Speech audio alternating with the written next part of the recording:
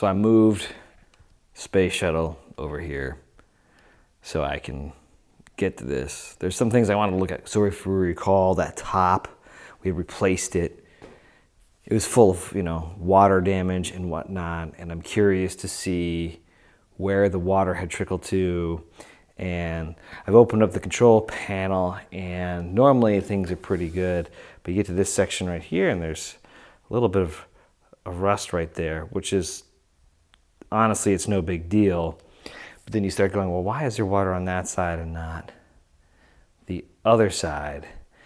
So then I'm looking, and you may be able to see it as I look in here. This area in here has seen, let me see if I can put this here in such a way, there we go. This area in here has seen water, and I'm curious to see how solid it is. I mean, I'm at the point where I like to leave things kind of the way they are with patina, unless it's, gonna ruin things structurally. Now I'm looking, when I got this, there was tape all over it as I'm looking at it. Let's see if we can look here.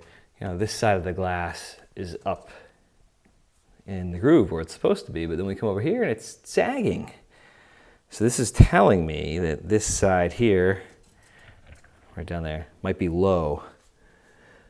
So we're gonna take out the glass, plexi it sounds like, and see what's going on. It moves for sure. So we'll need to kind of take a peek and see what's going on here. But, ooh, look, a dead bug. There it is, down there in the corner. Can we see it? There it is.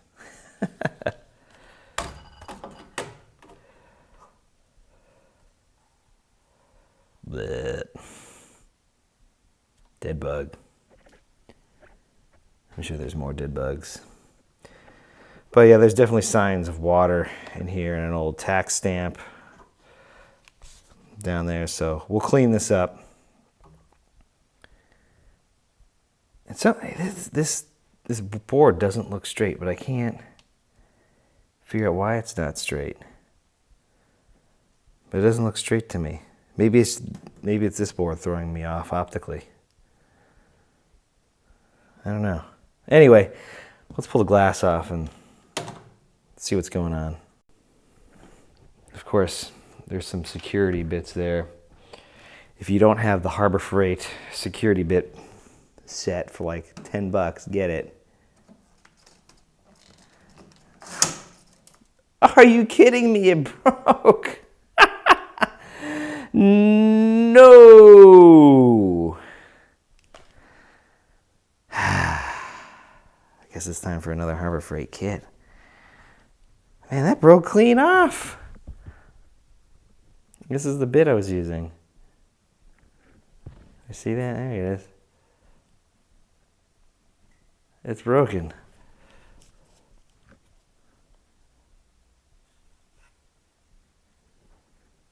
Maybe. There it is. It broke. No wonder people change those out. Okay.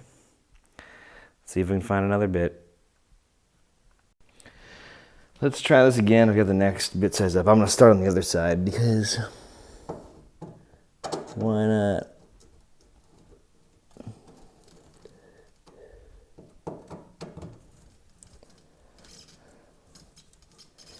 All right.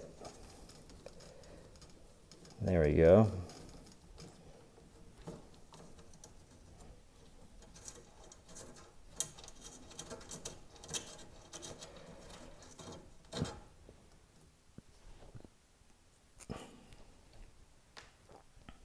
All right, here we go. Let's break another one. Oh, it's gonna break it. I can feel it. Don't break. Don't break. Oh, that's rusted shut.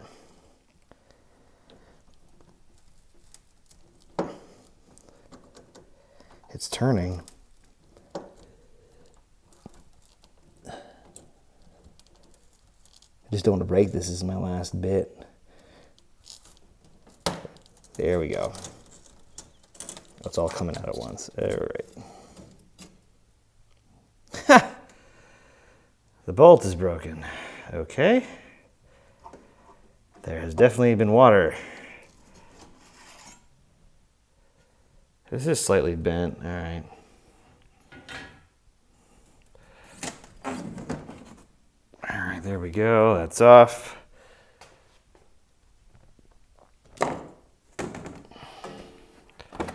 Pull the cardboard out. The bezel. Pull another bezel out. Man, that thing is moving. Do I make another one of these? I don't know. Can I? Do I have the skill set?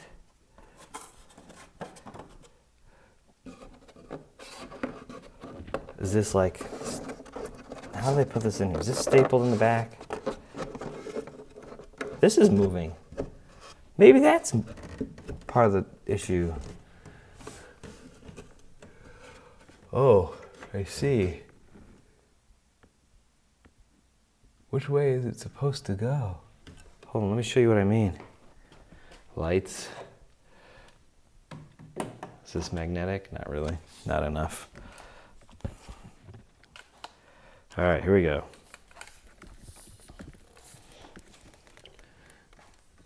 See those nails there? That tells me that this should be probably up higher. And same on the other side, which means, yeah, that's gonna throw everything off. That should probably be, it is nailed into this. I mean, I tell you, these Century cabinets were pretty cheaply made. I mean, obviously things don't hold up well with water, but it just, you know, I was taking the tape off the sides here. Hi, Greg. Greg, if this is yours, or if you did this, you know, shame on you. There's somebody else. Dan did it too. A lot of peace sign there. Anyway, so I was pulling off the masking tape, and it was definitely taking some of the orange paint with it. And if you look close, man, there is overspray. Focus. There is overspray here, for sure. I mean, this was done pretty hastily, and it's just painted right over top. I mean, you guys have seen the Robotron I did with the vinyl stencils, and these were done super fast. And just the amount of overspray that you can see in some of these sections here. See where the N is? I mean, if you're ever restoring one of these, you don't need to be perfect at all. But kind of good to know, I guess.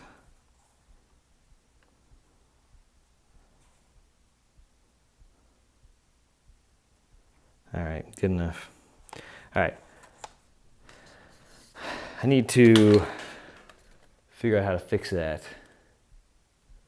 I've already done one panel. I think this is different wood. I think this is fine. So we will be okay there. I just have to reattach it. We'll throw a couple screws into the blocking, I guess, and hold it in place. And then we should address this, or at least check to see how stable that is. I think we're gonna be making another one. Man, I do not want to do that. Because the monitor rests on it, so, but it's not hanging on it entirely.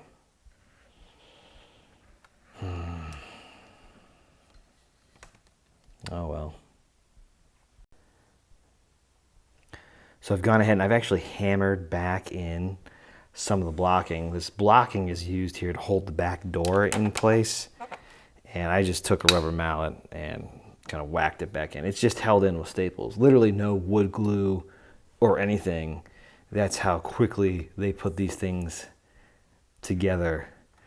And the back of this board, I mean, this blocking here is also just stapled in place, but it's more solid than the front of it.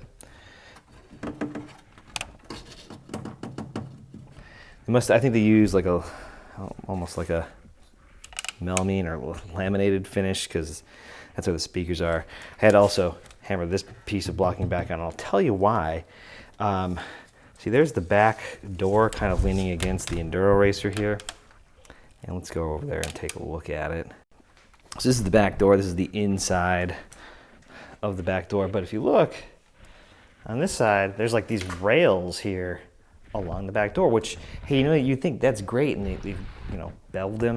It actually makes it really easy to slide on its back. I've never seen that before, but the person I got it from said, yeah, he's seen that on several games. Now, I don't know if that was just that one operator that did it, but I've never seen that on a game before. I was like, wow, that's a great idea. And, of course, we transport this game and slide it on there. But what that does is when you put those rails on, it takes all the pressure of the back door and puts it on all this blocking that is just stapled in, which is why they all came out. It couldn't handle the weight of the game. And normally what happens is there's T-molding here like there is on this side, but when you rest it there, that's probably way more structurally sound than the blocking that's here.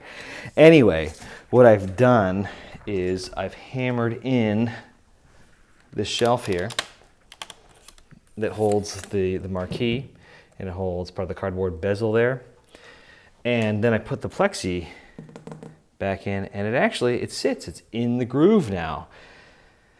So I think for the time being, I'm going to clean this up, and we'll see how it looks. I'm going to probably temporarily put some wood hardener here until I get super motivated, because I really just I want to bring it in and play it. I'm still eyeballing this stuff, these brackets down here, to figure out why things don't look straight, and I'm sure I'll figure it out and go, oh man. But yeah, because that should be like up. Oh yeah, look, it's moving. That's not supposed to move like that. So I'll move that up and we'll hammer that back. That's just stapled in. Everything's just stapled in. This is plywood. So they used finer material for the control panel here. But I gotta take this bolt out anyway. This bolt is crooked right here. It's a crooked bolt. Probably because this is crooked. I should get some new ones. These are all rusty. But anyway, we're going to clean this up. This is a patina and get it in the basement. But we'll make sure that it's solid. I don't want the monitor falling out on me, but we will put some wood hardener here. We also have to put some wood hardener on this section down here, just to prevent it from going any further. And that's a nice clean. That doesn't feel like it's rotting away, just it's that material. That's what happens. But yes, this is not going to be a restore. This is going to be save the patina, get it in the basement. I want to change the lineup. I want to play some games. I don't feel like doing a full restore on it. Honestly, this cabinet looks like it's put together so quickly we could probably just build another one if we really need to. That's how I feel about it. But I like the sides. But I don't know. I mean, I'm only going to see part of this down here. I'm not going to see all the way back, but we'll see how it cleans up. I may end up rebuilding that. I don't know. I don't want to. Tim doesn't want to do it. We've already done the top. The top looks good. But being as I screwed up the top, that was a $18 worth of MDF, which means I'll need to buy another one because I don't think I have enough material to do that. I have to measure it. I don't think it's enough. I'll measure it out, but I don't think my scrap piece is enough. And it wouldn't be hard to do. We could totally do it. How much work do I want to create for myself? I'll determine in the next few days. I'm gonna start cleaning it after I put some wood hardener on that corner. So this is the area we're gonna put some wood hardener on. And this is what I use. Now, if I recall, I should have put this in a metal can. It's probably gonna eat through this plastic real fast. Again, if you use a foam brush, I highly recommend using a bristle brush, but if you use a foam brush, it's going to deteriorate pretty quickly and then you're just gonna have to toss it. So my plan is to hit this section here quickly. I'm gonna knock off any of that loose stuff. And I'm gonna try to go right along this bottom edge here, preserving whatever I've got left. And yeah, that's pretty much it. We'll got a little bit of this stuff left and we'll work quick.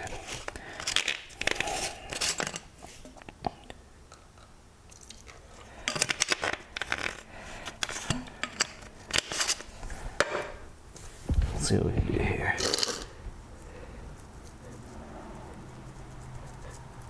And that just hardens this.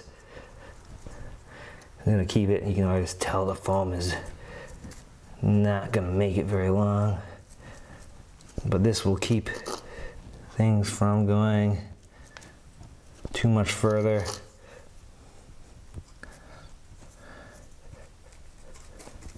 This is why you gotta use a bristle brush. I knew I didn't have much to do though.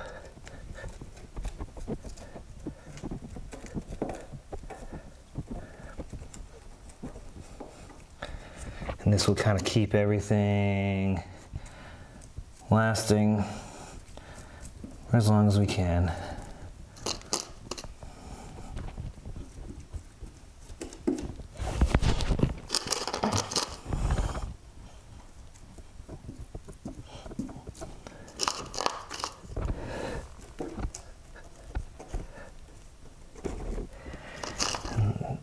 All right.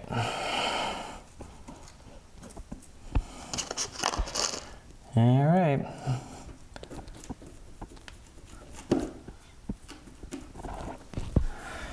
Good enough, right? We're saving the patina.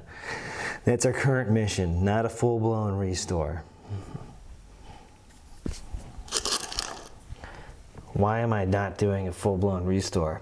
I don't feel like it. And, well, I love doing full-blown restores. I'll tell you, as my kids have gotten older, I have less time to do it. And I start to appreciate the story that these things tell based off of their years of abuse and travels. So I'm enjoying what it tells, you know. I want to know where that came from. Some operator was probably moving it. Some collector could have been moving it. Dragging it across the floor. Were they trying to get out of a basement? Or did this happen when it got leaked on? Let's see if I put a little bit up in this area. That's all dried up. All right, yep, there we go. It's all dried up. We'll let that dry. How long does this stuff take to dry? 2 to 4 hours. I might put a little more on in there if I can. Not much.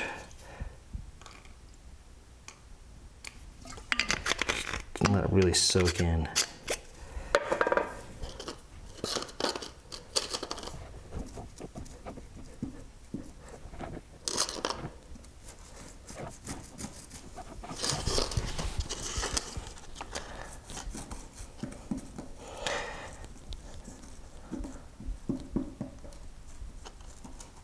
All right. Preserved enough. All right, now what? Now what? We'll figure it out in a few minutes. Remember how I said that this part was moving. Well, I've like undone the 2 screws that hold this piece of wood in because this whole thing was not looking square.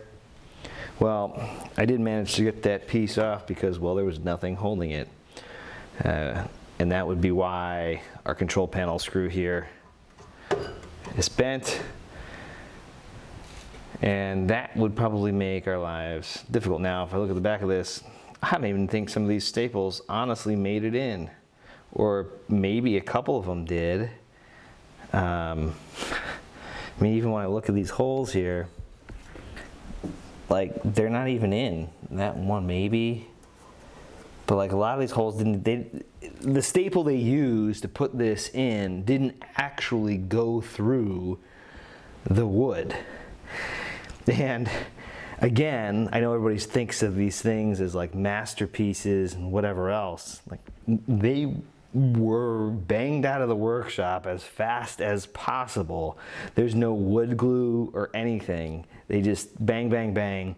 And that happens sometimes when you fire a staple. And if the person firing the staple did not fire it in straight, it's not going to go in to the other piece of wood. So, you know, that looks like that's what happened. So we have to kind of figure out where this belongs. And I think what I'm going to do is I'm going to drill a couple holes here to line this up better. And we will then go ahead and screw it in place. I'm going to see if I can get some of these staples to kind of line up with something, because if I could get them to go into one of these holes somewhere, that would be great. It would just make my life better.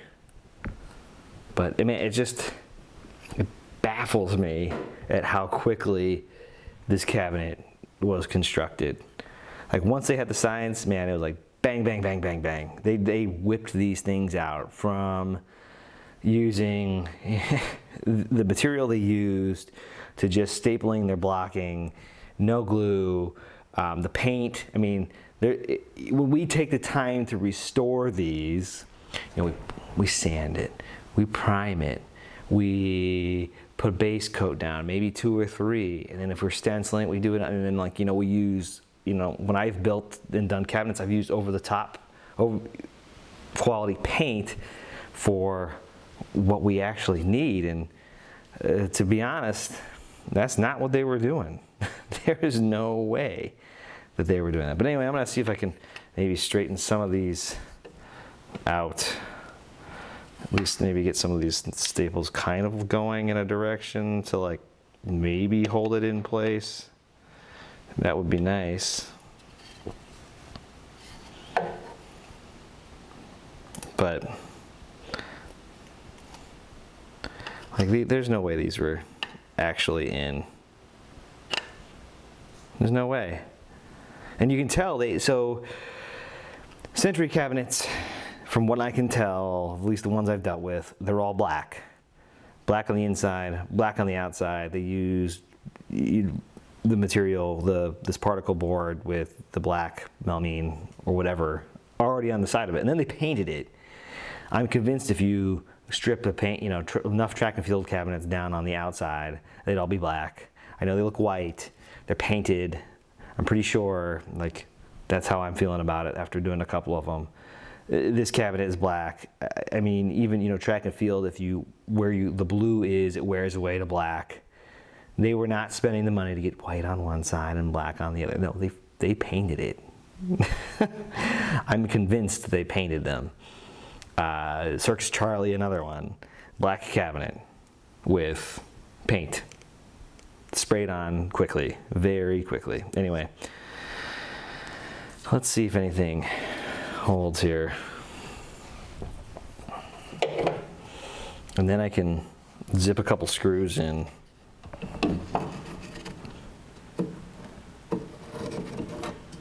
You can kind of see the outlines here. Might have to take some measurements from the other side.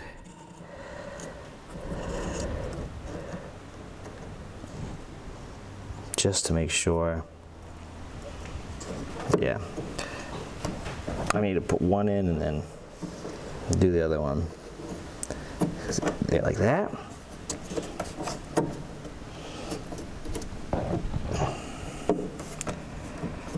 clamp it in place or something. Take a couple measurements. Something like that, I think. Well, I'll use the other side for reference, and then we'll get it in place. But that's what I would do, is I would get this lined up, use a clamp to hold it, and then put a screw or two in. Or staple it, just like they did, and hope your staples go through. All right.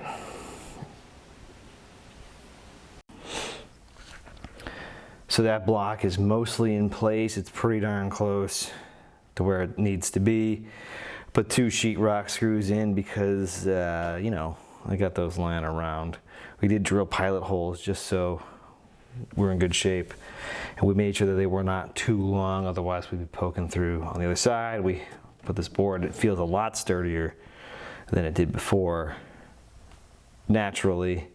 But we will now, we can kind of call this area as secure. I did test closing the control panel,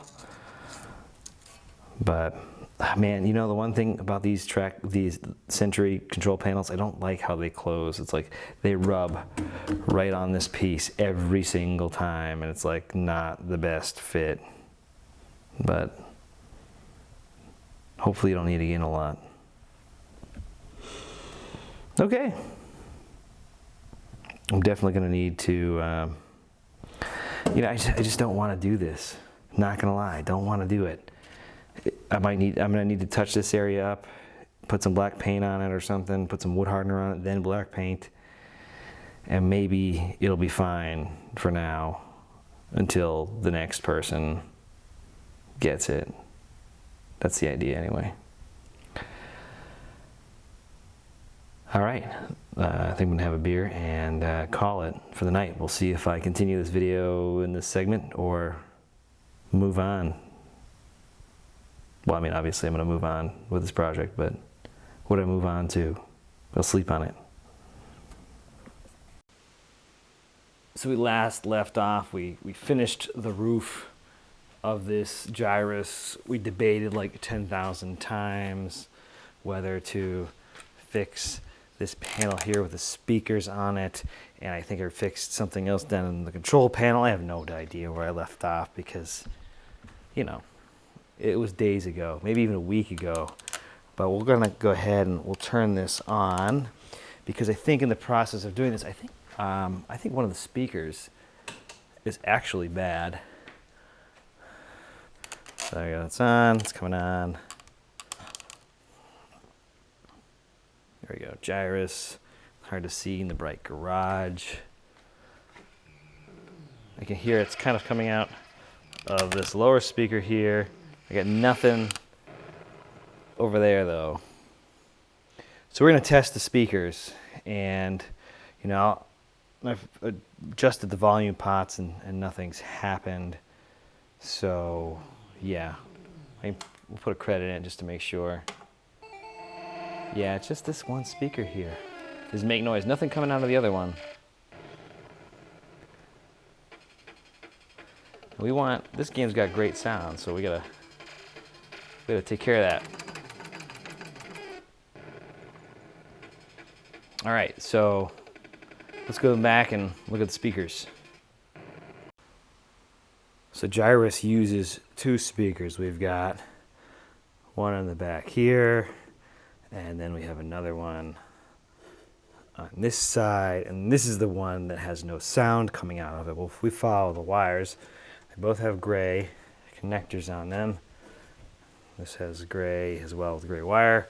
This is brown. If we follow it all the way down, they do have a connection here, and there is a speaker connection kind of down here in the bottom of this, so if we wanted to follow that, we can. And there's also another, so we follow for the gray wires as well. But anyway, what we're going to check is if the speaker's good. We're going to start there. Now, typically, speakers are either 4 ohms or 8 ohms. So we're just going to put our multimeter on. We're going to test the good one, and then assume that The other one should be close. That's where we're going to start. We're going to start at one end, and we're going to work our way back. So you can trace all your wires for continuity, see if you've got any broken wire, all the way back down there. I do know that this board is actually good and does play out of both speakers. So I'm not worried about that part at the moment. I'm worried about speakers and wiring and things like that. 'Cause sometimes these pins get dirty and don't work. So let's go ahead and we'll test that speaker.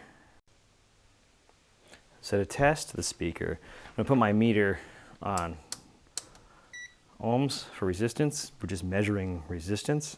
And you can either, so you try to grab this wire here and test it there, or try to get your leads on the terminals here. Let's see if I can do this. So I put my meter over there. We're reading about 8 ohms, if I can keep it there. There we go. 7.2 ohms. That's close enough to 8. We're good. That speaker is good. So at that point, we can now just go, we'll go test the other one.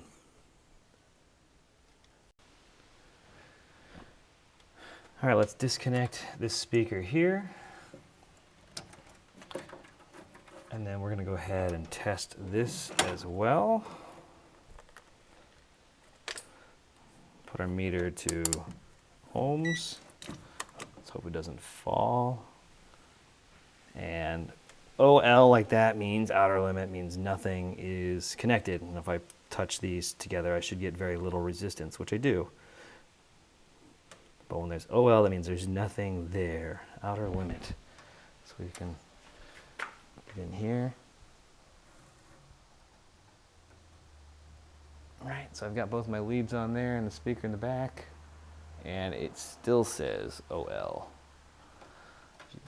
Let me see if I can move this camera so we can really see. So I'm just going to take my leads here.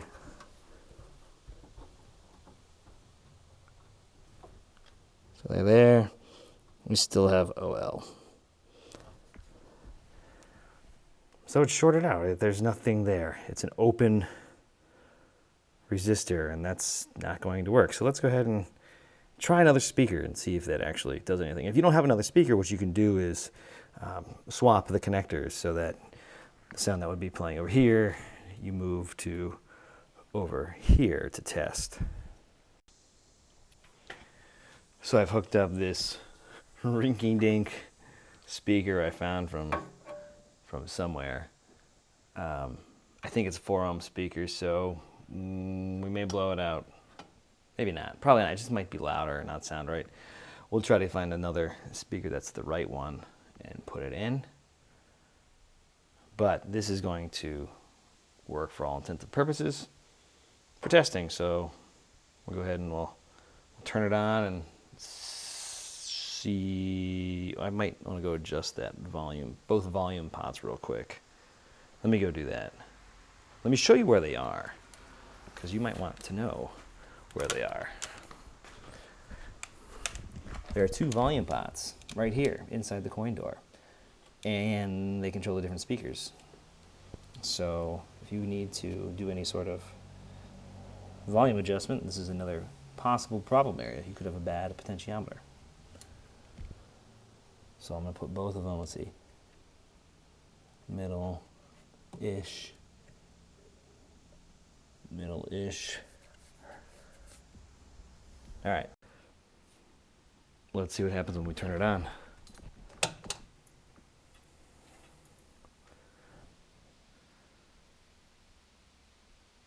right, it's on. Let me go check the volume in the front. Oh, I hear something. Yep. There's that speaker. It's working. Let me go turn the volume up on it.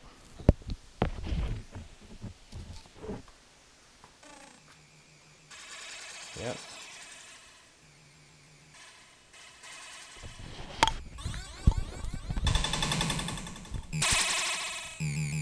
So yeah, we actually had a bad speaker, and I still have that other one disconnected, so I probably should plug that one back in too. But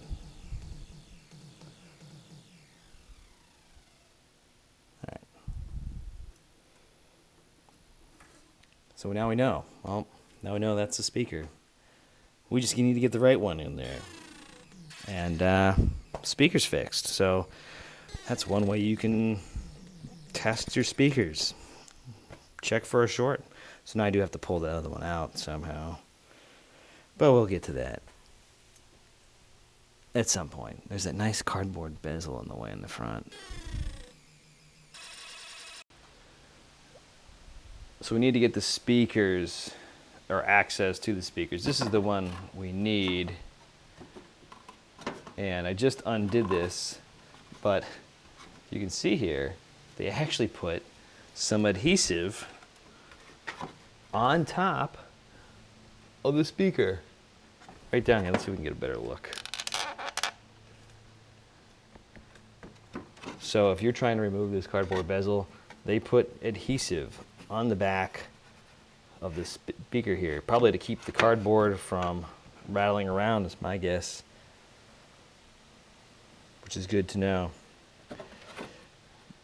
And there's just some bolts there, 2 bolts holding it in. And that's too bad that that speaker blew. That looks like a nice speaker. Let's go see if we can check the other one. Yeah, I can feel it. Oh man. Yeah, there's adhesive there. It's still intact. I'm not going to pull that off. Yeah, I'll do my best to kind of clean around everything. Let's see if we can take out this speaker here. Let's put a socket on it. This is a 3/8. These weren't super tight. Let's see if I can get the one back. The back here.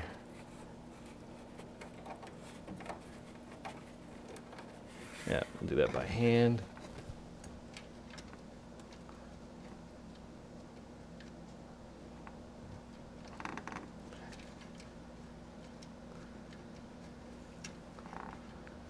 Wonder if you can repair those voice coils on it. It's shorted out. Sure, there's a way.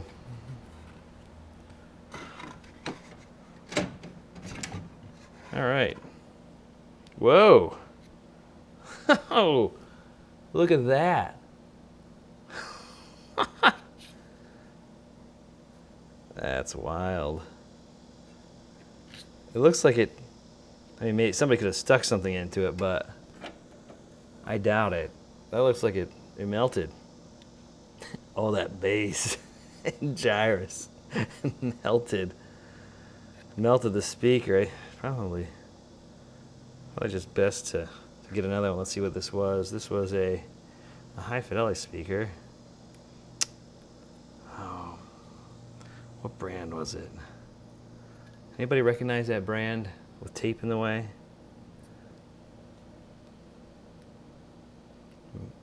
15-watt, 40-watt max, 8-ohm speaker.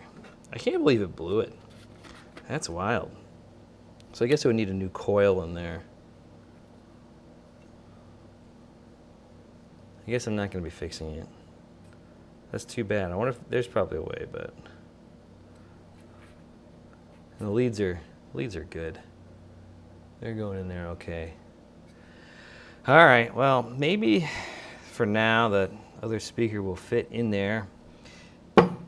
And I got to order the right one though. So let's get that speaker. I fished that other speaker up through the back since it was already connected, and looks like it's a little too small here. I can get it on the back one, but definitely not the front, not both.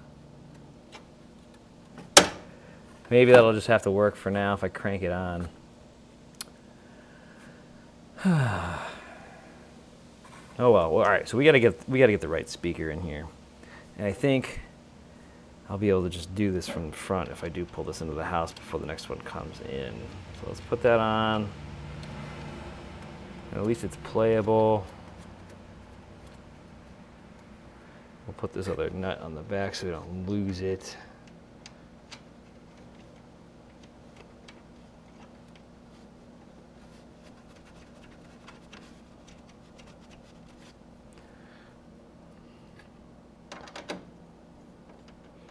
Man, this thing is so thin and flimsy. I could feel the metal bending. I don't think that's going anywhere. It doesn't have enough power to go anywhere. Too small of a speaker. Put this on the back so we don't lose our washers. Oh, I should put that grounding strap back in though, because otherwise that will fall off. There's a green wire back here for sake of grounding. Just a field ground. All right.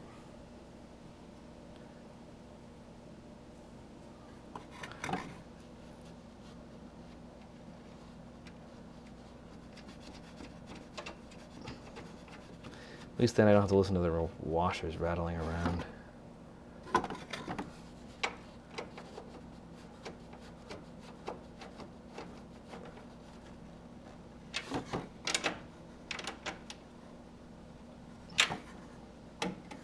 It's gonna move a little bit, but yeah, definitely a different speaker, for sure. Not like this good one, or bad one. All right. We should test it.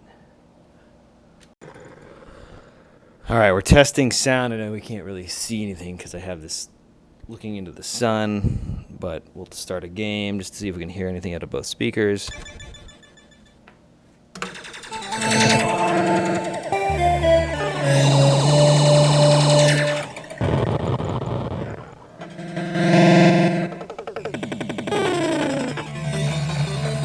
So we definitely have sound out of both speakers. Right side's not as loud and it's lacking the bass that this awesome music needs. But yeah, this is a temporary fix and will work should I get this cleaned up and want to move it into the house. I'm still debating if I do this. I don't want to do it. I don't think I'm going to do it. We'll see. I gotta repair something down a little bit down here though, in this area of the speakers. I'll show you. Give me 1 second. So this area of the speaker grill has gotten chewed up just from the water that dripped, and that's why we replaced the top. This other side here is better. It would be an easy repair to do. Because there's like a laminate or vinyl on here that I don't have, and that would bring up the cost for sure. But that's if I actually put that stuff on there. What you kind of want to do, because this is where your hands are and things get spilled and et cetera, et cetera. Yeah, sound's working though.